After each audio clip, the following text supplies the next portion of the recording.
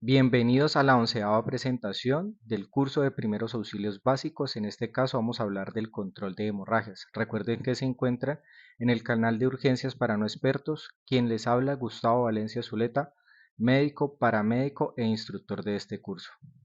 Bueno, dentro de nuestra línea de tiempo de conocimientos, pues ya nos encontramos en el fragmento de conocimientos específicos. Ya vimos RCP, trauma osteomuscular, ya hablamos de quemaduras y en este momento nos encontramos en el control de hemorragias. Ya nos quedan pocas presentaciones para terminar el curso de primeros auxilios. Vamos a darle definición a lo que es heridas y el control de hemorragias. Entonces, la herida como tal es el resultado de una ruptura de la superficie de la piel causada por cortes, desgarros, quemaduras y aplastamientos de la piel, incluso consecuencia del calor y enfriamiento. Todo esto me puede causar una herida. La hemorragia constituye la primera causa de muerte evitable en las primeras horas de atención al paciente con enfermedad traumática grave. Por eso es tan importante saber controlar una hemorragia. El control de la hemorragia es la prioridad. La valoración primaria no puede terminar hasta no controlar la hemorragia. Y esto lo sacamos del PHTLS, que es el libro de los paramédicos. Se clasifican según su extensión, localización, profundidad, gravedad, pronóstico y agente causal. Sin embargo, para nuestro conocimiento como primer respondiente, lo importante es saber cuál es la gravedad de la herida y nosotros qué podemos llegar a hacer, qué hacer y qué no hacer.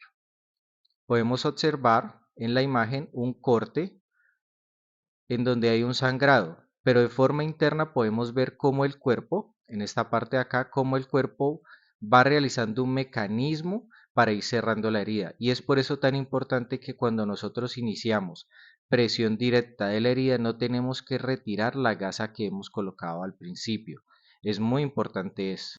Bueno, vamos a hablar de algunos tipos de hemorragia. Tenemos externa, interna y exteriorizada, solo como concepto. La exteriorizada es cuando se produce un sangrado interno y esta sale por un orificio natural del cuerpo. Interna, pues es la ruptura de un vaso sanguíneo en el interior del cuerpo y la externa es un vaso sanguíneo a través de la piel. Ejemplos de hemorragias exteriorizadas son todo este tipo para su conocimiento. Por ejemplo, hematuria es el sangrado en la orina, el sangrado nasal, sí, que todos lo conocemos. Otorragia es el sangrado que sale a través del conducto auditivo y así cada uno de ellos para su mayor aprendizaje. Vamos a dar un ejemplo de hemorragias exteriorizadas. En este caso vamos a hablar de epistasis. Como una definición, es una hemorragia que proviene de pequeños vasos sanguíneos ubicados en el cartílago que separa las dos fosas nasales. Esto lo conocemos como el tabique nasal. En el tabique nasal contiene muchos vasos sanguíneos y el sangrado procede de esta zona, puede dar lugar a una gran cantidad de sangre. Las causas son múltiples, ya las vamos a ver.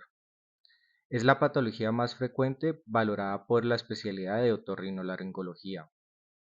Se clasifica dependiendo de la ubicación, puede ser un sangrado anterior o un sangrado posterior. Dentro de las causas se valoran dos parámetros, la patogenia o la patología y el origen de la hemorragia. Ya vamos a hablar un poco más de ello. Vamos a mencionar algunas causas del sangrado nasal. Pueden ser de forma idiopática, como es el caso de una hemorragia espontánea, puede ser por calor o por el clima, microtraumatismos, la parte de secación que se produce también con los cambios climáticos o el ambiente laboral. De forma traumática de las causas es un poco más frecuente la manipulación digital o aspectos quirúrgicos. De los cuerpos extraños podemos encontrar rinolitos, que son piedras o fragmentos que podemos encontrar en el área de la nariz y esto es más frecuente en los niños. Factores ambientales, ya lo habíamos hablado, cambios atmosféricos, el aire acondicionado y las condiciones laborales se pueden relacionar.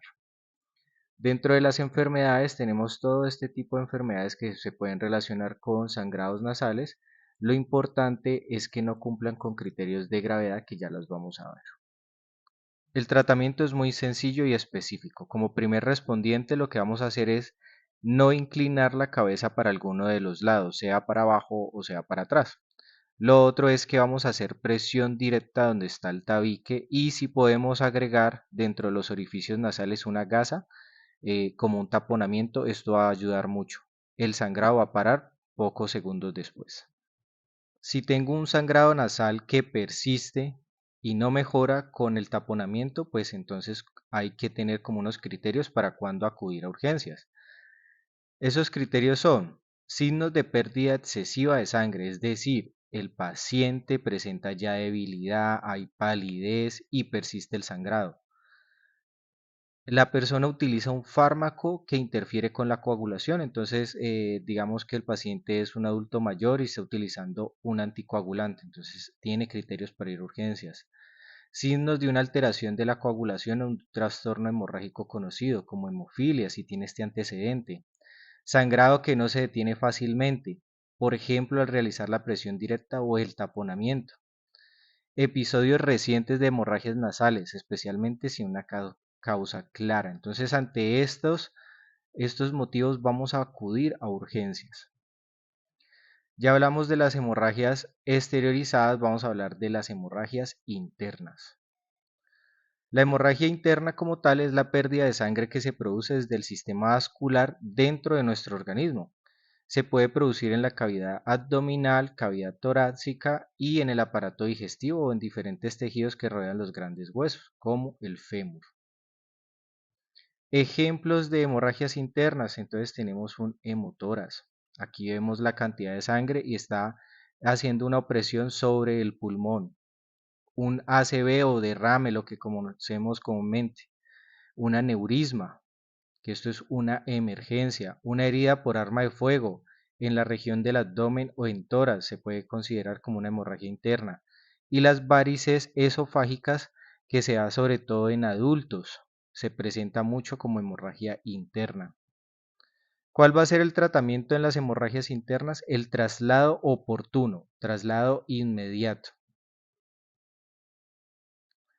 Continuando con los tipos de hemorragias, vamos a hablar de las hemorragias externas, un poco más frecuente que las anteriores.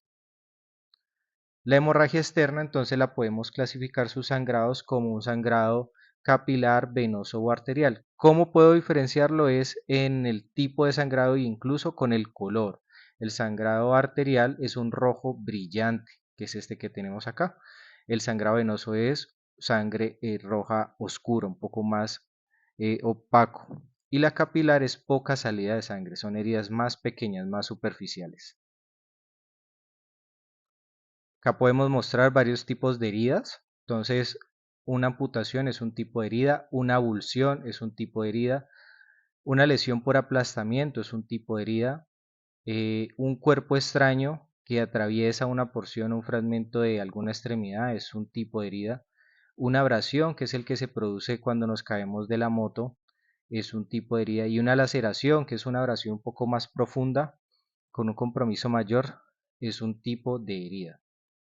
¿Cuál sería el manejo para las hemorragias externas? Entonces sería controlar la hemorragia y verificar la perfusión.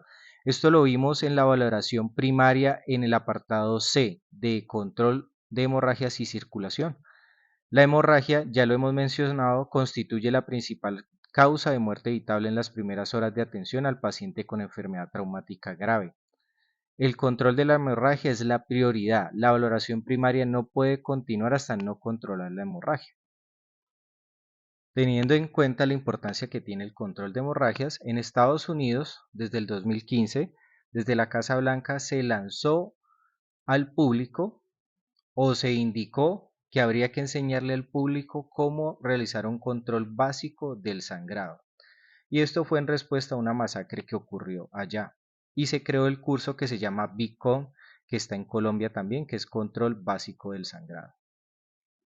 Entonces vamos a hablar un poco de este curso que se llama BICON, Control Básico del Sangrado. Hay unos principios en la atención. Entonces, como en todo, hay unos pasos para tener en cuenta, un paso A, un paso B y un paso C dentro del control básico del sangrado. Entonces, en la A, ¿qué vamos a hacer? Solicitar ayuda y realizar las 3 S. Mire otra vez, volvemos a hablar de las 3 S, que son escena, seguridad y situación. Siempre que vamos a realizar una atención independiente que sea un escenario traumático o clínico, tenemos que hacer las 3 S, escena, seguridad y situación. Luego de eso vamos a realizar el punto B, que habla de identificar el tipo de hemorragia, retirar prendas y localizar la lesión. En este caso, el BICON nos genera unos criterios de hemorragia con peligro para la vida. Y esto sí voy a pedirte que te lo aprendas. ¿Por qué? Porque estos criterios te van a servir para cualquier tipo de situación. ¿Y de qué habla? Que si te encuentras un paciente con un sangrado que sale a chorro de la herida, es un paciente que tiene una hemorragia con peligro para la vida. Que si la sangre que forma un charco en el suelo, es decir, hay un sangrado y se ve que el charco es bastante grande, entonces es una hemorragia con peligro para la vida.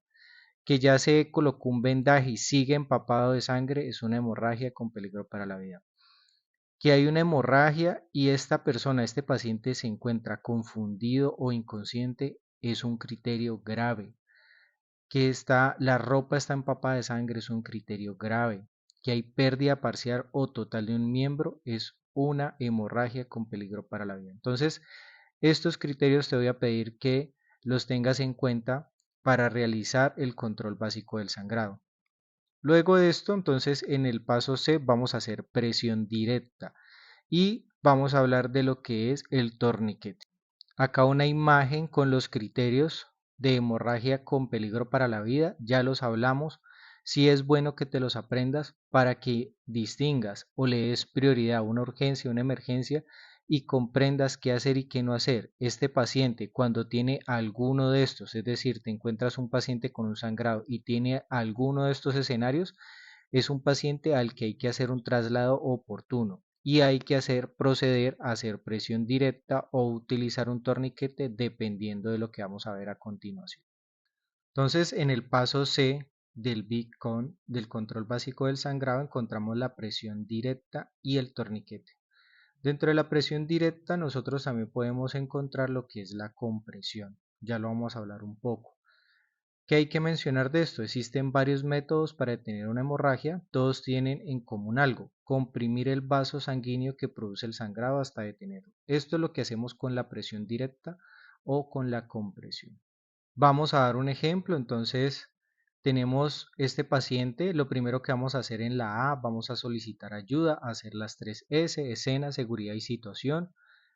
Luego de eso, vamos a hacer el punto B donde nos dice, bueno, este paciente cumple con hemorragia con peligro para la vida.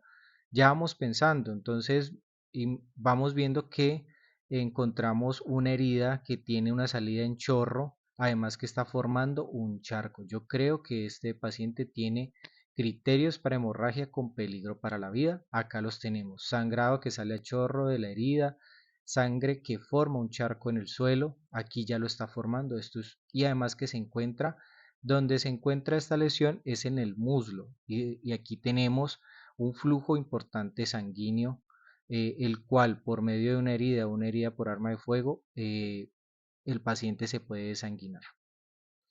En la C, que es de la compresión o presión directa, pues depende de la herida. Si es una herida superficial, vamos a hacer presión directa, ya lo vamos a enseñar cómo hacer, pero si es una herida profunda como la que estamos viendo en la imagen, lo que hay que hacer es cubrir la herida y hacer presión directa.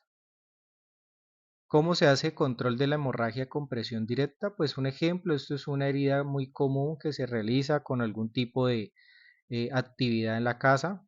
Nosotros lo que vamos a hacer es utilizar una gasa común, una gasa, en este momento estamos utilizando gasa. Si nosotros estamos haciendo primeros auxilios comunitarios, obviamente vamos a emplear otro tipo de prenda. En ese caso, nosotros lo que hacemos es presión directa con la gasa en la superficie donde está la herida.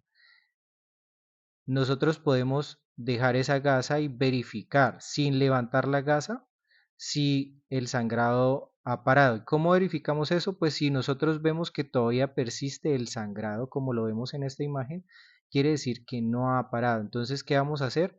Colocar más gasa, sin retirar esta, sin retirar esta. Entonces colocamos más gasa, y si vemos que a pesar de nosotros hacer la presión directa, no retirar la primera, colocar más gasa, persiste el sangrado, vamos a hacer un vendaje como lo estamos haciendo aquí. No que sea un torniquete, es un vendaje compresivo. Entonces hablamos de un término importante, vendaje compresivo. Entonces nos preguntamos, bueno, ¿y cómo hago el vendaje compresivo? ¿Será que es solo colocar el vendaje y listo? No. Como tal, el vendaje compresivo se realiza para ejercer una compresión progresiva a nivel de una extremidad. Es decir, que este nos va a ayudar a la presión que nosotros ya estamos ejerciendo. Son adecuados para la interrupción de la mayor parte de los casos de hemorragia. Los vendajes compresivos pueden ser improvisados con grandes cantidades de gasa, como ya lo vimos, y con una venda elástica que se enrolla alrededor del miembro herido. Hay una desventaja, este tipo de vendaje requiere una aplicación. En muchos casos, pues hay que tener experiencia de cómo realizarlos para no ir a producir un torniquete, porque no estamos buscando producir un torniquete. Se requiere de una práctica, hay varios tipos de vendaje. Entonces, en este caso, hay que mencionar los que sí se pueden hacer, pero habría que realizar una práctica de forma presencial para tener mayor experiencia y con esto llevar este nivel de compresión a otro nivel. Bueno, aquí encontramos un vendaje compresivo. Este en la mayoría de los casos son los que utilizan los militares. Tiene un dispositivo que ayuda a ejercer mayor presión y en el cual el vendaje se envuelve. Acá hay una forma de cómo realizarlo y acá está el empaque en cómo viene la presentación. Ya vimos el manejo de una herida superficial. Colocamos la gasa, hacemos presión directa y si sigue el sangrado colocamos un vendaje compresivo. Pero en este caso estamos observando un sangrado con criterios para una hemorragia con peligro para la vida. Es un sangrado profuso, mire que moja o se impregna en la prenda de vestir de la persona, entonces nosotros lo que hacemos, ya solicitamos en la A la ayuda, hicimos las 3 S, en la B, mire que retiramos prendas, identificamos la lesión, ya sabemos que es una lesión con peligro para la vida, pero en este caso es profunda. Aquí en este caso estamos utilizando una gasa mucho más grande y la introducimos. ¿Para qué? Para parar el sangrado. Vamos a introducirla y con ello vamos a disminuir el sangrado y vamos a hacer presión directa. Vamos a hablar entonces del torniquete. Es un instrumento o dispositivo empleado para reducir o detener el flujo arterial y venoso hacia una extremidad. Los torniquetes controlan de forma muy eficaz la hemorragia grave y se deben utilizar cuando la presión directa o el vendaje compresivo no consiguen controlar la hemorragia de un miembro. Miren lo importante que nos está mencionando este párrafo. ¿Cuándo lo utilizo? Cuando las anteriores maniobras no funcionaron. Es decir, ya hice presión directa, siguió sangrado, ya hice un vendaje compresivo, siguió el sangrado. Entonces, en este caso ya podría utilizar un torniquete. Hay unas características, el torniquete debe medir de 2 a 3 pulgadas, ¿qué quiere decir? De 5 a 6 centímetros aproximadamente, esto es de ancho. El tiempo de aplicación, esto es muy controversial, pero hay un mínimo de 2 horas. La ubicación, siempre vamos a colocar, siempre, el torniquete por encima de la lesión, 5 a 6 centímetros encima de la lesión. No podemos colocar el torniquete en donde está la lesión. Además, encima, es decir, otra recomendación, encima de una articulación, no puede ser en donde está la articulación. Esto es una imagen de un artículo para mostrarles que el uso del torniquete se ha estudiado bastante, que es el torniquete, como ya lo mencionamos. ¿Cómo coloco el torniquete? Acá vemos que se hizo presión directa, sigue el sangrado, se coloca el vendaje compresivo y se usa el torniquete. En este caso hay un palo que es el que utilizan para ajustar más el torniquete. ¿Qué más debo saber del torniquete? Hay que marcar el tiempo en el que se empleó el torniquete, es decir, lo coloqué a las 10 de la mañana, lo coloqué a las 12 del mediodía, porque así marco cuánto tiempo lleva el paciente con el torniquete. Y hay que mirar las posibles complicaciones. Obviamente todo tiene unas complicaciones al ser usado y sobre todo el torniquete. En este caso, posibles complicaciones para el uso del torniquete pueden ser locales o sistémicas. Locales, pues vamos a ver rigidez, vamos a ver dolor, retraso en la recuperación a nivel muscular, un hematoma, pueden haber infecciones porque no hay buena circulación, puede haber una lesión vascular directa. Sistémicas, pueden haber un estado de descompensación, alteraciones en el equilibrio ácido-básico, puede haber dolor, un síndrome de respuesta inflamatoria sistémica. Entonces las complicaciones al utilizar el torniquete sí existen. Acá encontramos tipos de torniquete. Uno clásico es esta banda que ustedes la pueden observar en los hospitales, que es para sacar muestras de sangre, pero nosotros la podríamos utilizar como torniquete. Cumple con un ancho y además de eso pues podemos colocar en cualquier apartado a la hora que lo empezamos a usar. Y este es uno que se utiliza a nivel de forma militar y se puede conseguir también aquí en Colombia. Siempre tiene esta barrita que ayuda a ajustar un poco más dependiendo de la necesidad o como estemos viendo el sangrado. En esta imagen ya nos muestran que es enrollar el torniquete alrededor del brazo o la pierna, es decir, la extremidad que sangra. Ya habíamos mencionado las pulgadas que se requiere por encima del sitio, no colocarlo encima, pues en una articulación que sería esta, no colocarlo en la herida. Nosotros lo que hacemos es girar varias veces el, el instrumento para ajustar el torniquete, es decir, para ajustar la banda. Acá lo podemos ver. Este es como un palito que nos ayuda a enroscar y ajustar más la banda del torniquete. Y se coloca la hora en que se empezó a utilizar el torniquete. Muchas gracias por haber llegado hasta acá. En la parte superior encontrarán el enlace para la siguiente presentación que se denomina Enfermedad de aparición súbita en primeros auxilios.